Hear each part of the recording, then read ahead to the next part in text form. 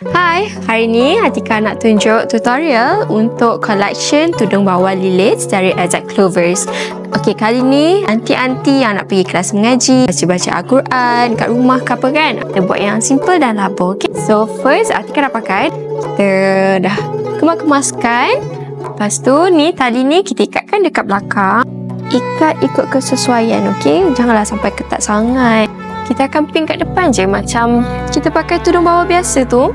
Okey, yang ni Tika akan bawa ke depan macam ni je. Kita pinkan dekat sini. Ni kita buat macam ni. Kita biar je dia jatuh belah sini. Nak kemas pun boleh, tarik sikit je.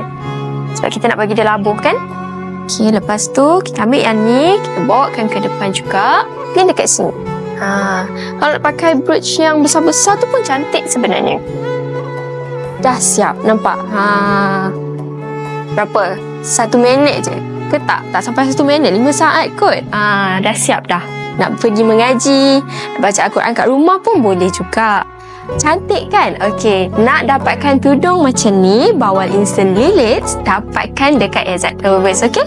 Bye-bye.